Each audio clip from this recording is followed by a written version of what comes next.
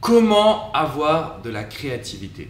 Vous êtes sur la chaîne Next Level, je suis Alex Cormon, votre mentor business et je suis avec Hugo qui est responsable créatif de Next Level. Salut Alex, bonjour à tous. Alors, je suis honoré, enchanté que tu viennes faire une vidéo parce que c'est vrai que c'est pas facile de te mettre devant la caméra. C'est vrai, il a fallu batailler un peu. Mais tu es tellement créatif, à chaque fois qu'on essaie de trouver des promesses, des accroches, des titres, c'est ce gars-là qui est là pour m'aider. Hugo, comment faire pour avoir de la créativité? Est-ce que ça se travaille ou pas, ou est-ce que c'est inné chez toi? Non, je pense que ça se travaille. J'aurais pas la prétention de dire que c'est inné. Je suis pas plus intelligent que personne d'autre. Moi déjà, ce que je ne fais pas, c'est de me poser sur un bureau avec une feuille blanche et me dire il me faut une idée. D'accord. Ou sur une page Word ou quoi que ce soit d'autre. Je vis ma vie, je voyage, je lis, je regarde des films, je regarde énormément YouTube. Je m'inspire aussi d'autres personnes.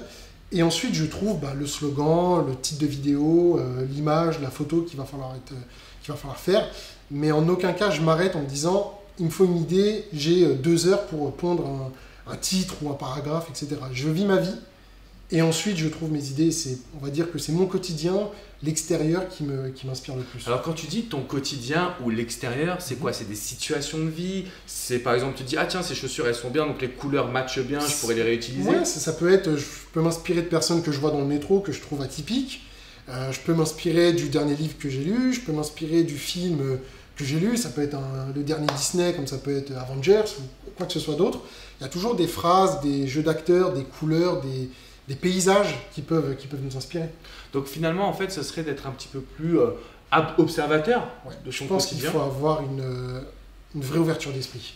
Il ne faut pas être trop borné, il faut savoir aussi écouter les autres et accepter peut-être que son idée mon idée en tout cas n'est peut-être pas la meilleure, mais si je te la donne à toi ou à un de tes collègues, on va pouvoir travailler et trouver quelque chose de plus optimal. Donc pour toi, la créativité, elle vient aussi d'un échange de groupe, un échange de cerveau collectif, comme on dit? C'est évident. Je pense qu'il faut pouvoir se confronter aux autres, déjà au regard des autres, à la critique. Et puis comme je te le disais en début de vidéo, je m'inspire beaucoup de personnes extérieures. Donc du coup, c'est évident que le partage et l'échange est essentiel. Alors moi, si je peux me permettre, je voudrais juste rajouter un point. Je pense que si vous voulez avoir de la créativité, il faut vous lâcher, les amis. C'est vraiment important d'oublier le manque de confiance, d'oublier les barrières, d'oublier les on-dit.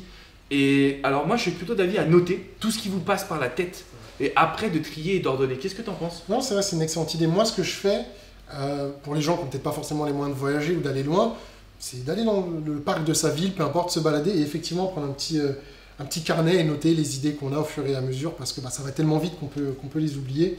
Donc effectivement, ça permet de réellement bien se mettre en ordre et ensuite de pouvoir retravailler ces idées-là pour pouvoir en faire des vrais concepts. C'est super important, les amis, de travailler sur votre créativité. Moi, je vous en parle et ce sujet, il était très important pour moi parce que c'est ce qui va déterminer votre personal branding. Si vous voulez aller au niveau supérieur, nous, on a réussi à se développer aux USA, on est quand même une équipe assez conséquente. C'est aussi parce qu'on avait besoin d'un responsable créatif, quelqu'un qui est capable d'inventer des slogans, d'inventer des titres pertinents et surtout quelqu'un qui va nous amener une vision beaucoup plus lointaine. Donc, n'hésitez pas à faire exploser vos fausses croyances. Si vous avez besoin de conseils, laissez-nous des commentaires. Hugo, je te demanderai d'être là pour y répondre. Avec plaisir, je mettrai mon adresse mail aussi dans la description. Voilà, n'hésitez pas à mettre un petit like, à vous abonner à cette chaîne. Mais on est là pour vous aider. La créativité, elle part de votre capacité à vous libérer. C'est très important. Et surtout, sans elle, vous ne pourrez pas avoir un business. Je ne sais pas si tu es d'accord avec moi, Hugo. Non, c'est vrai, sans créativité, tout ce qu'on va faire, c'est se contenter, si vous voulez, de copier la concurrence. Donc, ça n'a aucun intérêt. Plutôt que de faire 10 000 €, vous allez en faire 1000. Donc ça n'a strictement aucun intérêt. Il faut avoir votre personnalité, votre propre créativité. Ça peut prendre des mois, des années, mais petit à petit, ça va se différencier des autres et c'est ça qui va vous permettre d'être vraiment unique, même si vous êtes dans une branche ou dans une niche qui est ultra compétitive. Exactement. Donc c'est à vous de jouer, les amis. On est là pour vous. On a envie de vous aider. Laissez-nous des commentaires et surtout, n'hésitez pas à télécharger votre cadeau. Le lien est dans la description. On vous accompagne à fond, les amis. Merci Hugo. Merci à toi Alex. À très bientôt. Ciao.